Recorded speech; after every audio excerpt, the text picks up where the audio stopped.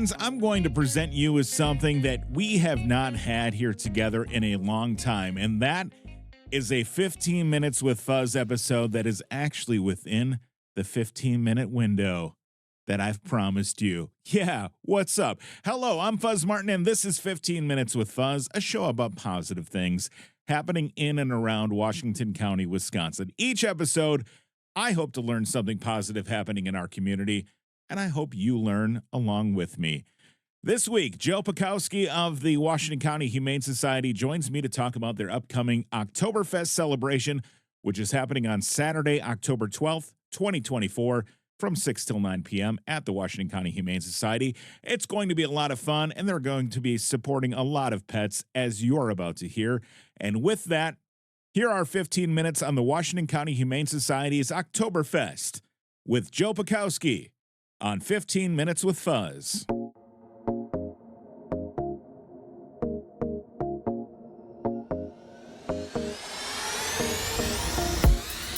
Joe, thank you so much for joining me today here on the 15 Minutes with Fuzz podcast. So the Washington County Humane Society, you guys do an awesome job of putting on fun and engaging events.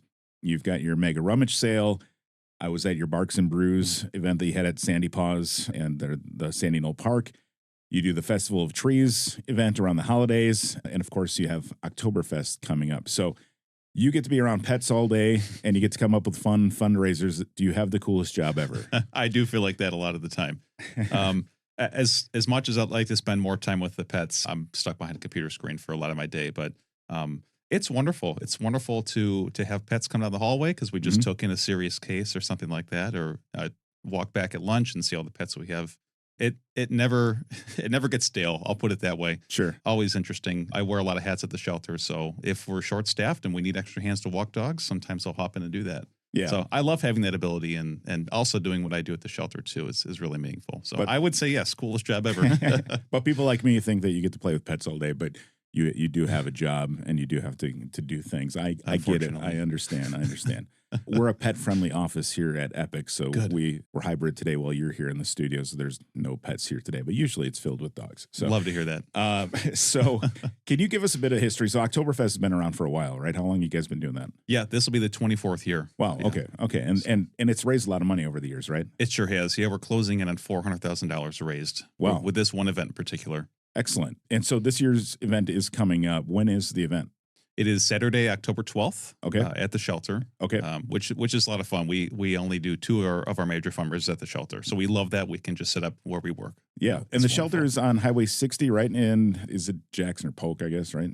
Yeah, technically Slinger. Okay. We're in between Slinger and Jackson. Okay. All right. Very good. And so, tell us about what people can expect if they haven't been to the Washington County Humane Society's Oktoberfest before. What is it like? What do you guys do at that event?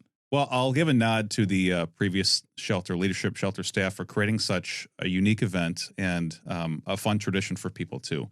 So for the past almost quarter century, it's been a beer tasting event, so a sampling event. It's always been sponsored and put on by Jeff Spirits on Main.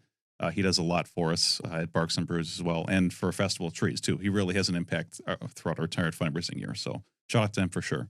He sets up a wonderful array of tasting. So tons of breweries and local places, national and regional beer, give to Jeff, and then he gives to us, and we will allow that sampling to happen at the shelter during the event. It's tons of fun. Great. And so it's people pay a ticket. Is it $50? Is that right? Yes. To get a ticket if you want to do the tasting, and then there's if you're not into drinking, if you don't want to drink alcohol, it's like, is it $35? $35. Yep. Right. So, and you can get those tickets on your website. Is that right? Yes. On our website online, which is what I recommend doing. We have an early bird special right now until October 1st. Okay. Tickets will jump just $5 at October 1st, but you can buy physical tickets too at the shelter or at Jeff Spirits on Main too. Very good. And so they come in, they've got a bunch of different beers and wines from around all over the place, right? And you get to taste those.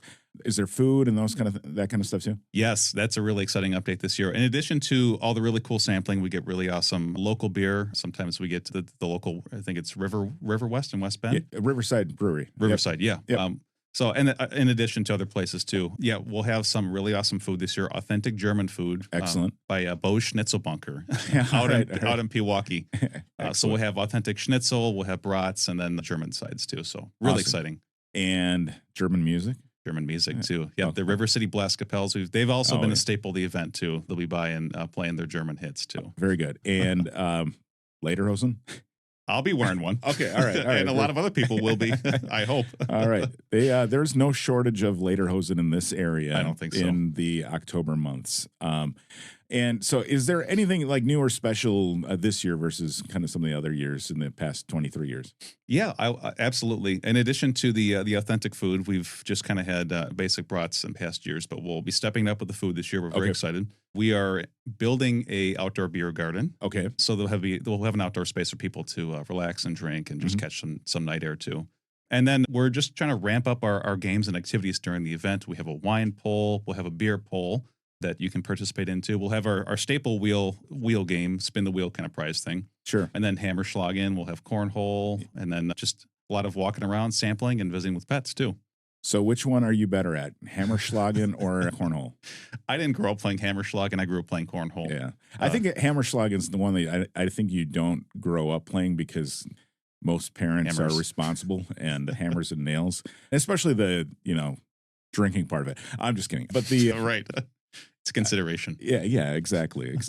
But obviously a lot of fun. Can you explain, I just learned about wine pulls at a different charity event that I was at, but can you explain to somebody what a wine pull or a beer pull is and how that works? Yeah, it's kind of a fun, exciting guessing/gambling game. You pay a buy-in, and I will determine those this year, but it's relatively affordable. Sure. For what you're potentially getting. You pay to step up. There's a kind of a wall of hidden objects behind it. So Okay. you break open a cubby, pull out a bottle of wine or a case of beer we're doing, or a 6-pack of beer. Sure. And that bottle of beer or wine is guaranteed to be worth at least what you paid for it, if not way more. Okay, excellent. So, yeah. So you could pull something really cool. Right, exactly. It reminds me of the Price is Right game where there's like the paper things you like bust your hand through. I don't know if you're I am. That must have been the inspiration. Yeah, I think so. Yeah.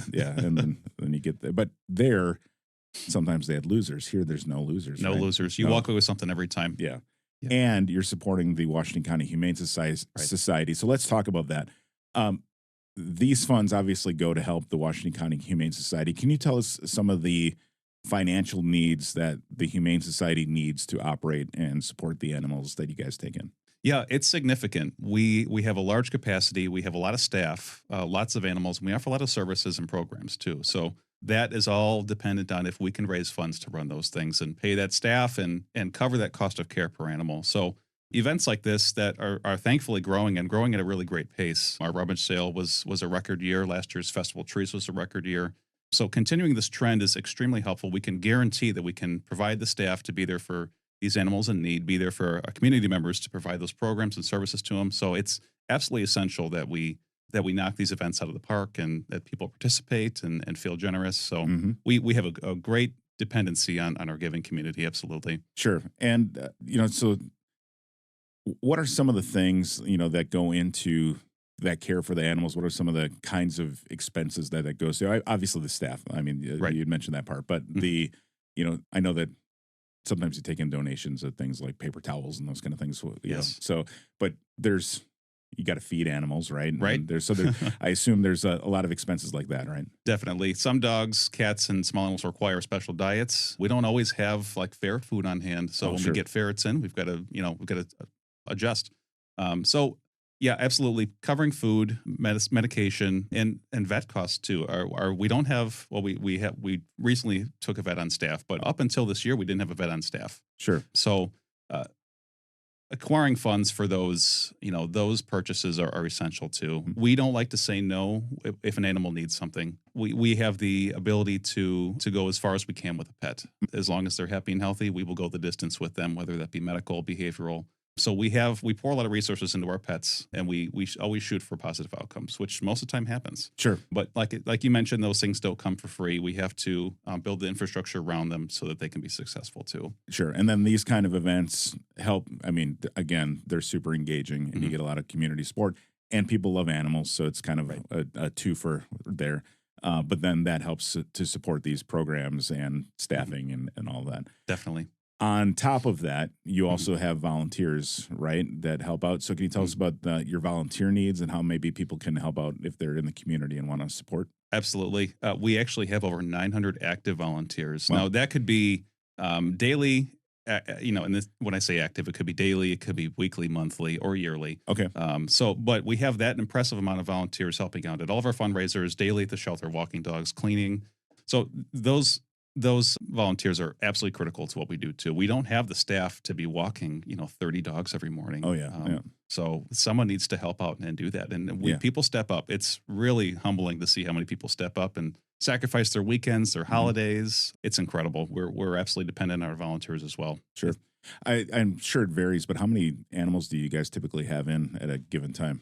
It does vary quite a bit, but anywhere from 100 to potentially 300. Oh, really? We have Okay. a lot of space in the back of the shelter people don't see. Yeah. We have kennels and cages back there too for pets that are getting medical care or waiting to have room free up on the adoption floor. So, Sure. we could be really full up if we need to be. Yeah. And so going back to the volunteer portion of it, having, that's a lot of manpower needed to make sure those animals are cared for and feeling loved and that they're getting some exercise and being out there and cleaned up and all that stuff.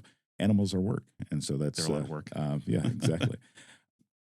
So for those who maybe can't attend the event coming up for Oktoberfest, what are some other ways that they can support the Washington County Humane Society either during Oktoberfest season or even beyond? Yeah, we always encourage people to come by. It's always fun to be in the shelter and see the animals, experience our events because they're a ton of fun. But of course, people have plans, other traditions. We understand that. So giving during this time, at the end of the year, we have a big push to collect as many donations as we can from our community, propping us up for the next calendar year. Mm-hmm. So giving online or in person, just visiting too. We have a beautiful, beautifully renovated building. So we always encourage people to come by and see that and see the level of care we're putting in. Just that word of mouth is very helpful too. People will tell friends and family, and those people may come by and adopt or visit or donate or buy something at retail, what have you, or attend an event. Yeah, absolutely. So, yeah, and again, visiting.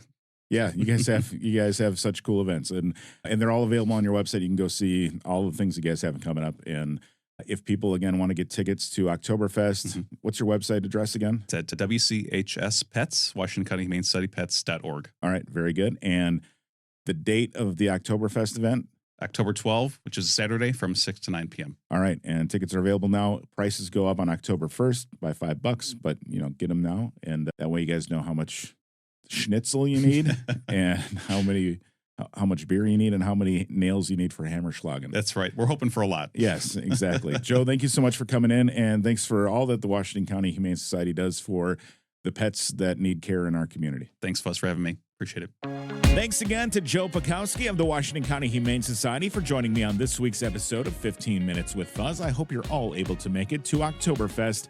It sounds like it's going to be an awesome time, a possum time. Whoa, yeah, pet puns. Hey, speaking of great times, if you know of other great times happening in and around Washington County, please tell me about them. Or if you know about positive people or organizations, that's what this show is all about. You can email me, fuzz@fuzzmartin.com. That is fuzz@fuzzmartin.com, or go to fuzzmartin.com/guest. New episodes drop on Tuesdays. You can listen on Spotify, Apple Podcasts, YouTube, or YouTube Music. I like to download the episodes from my RSS feed from fuzzmartin.com, and then I put them on my swimming headphones and I listen to them in the pool in the morning. I don't actually listen to my own podcast. I listen to other podcasts because I'm not that full of myself, and I already listened to this episode while I recorded it because I have ears. Hey, I'll talk to you next Tuesday right here on 15 Minutes with Fuzz. Thanks for listening.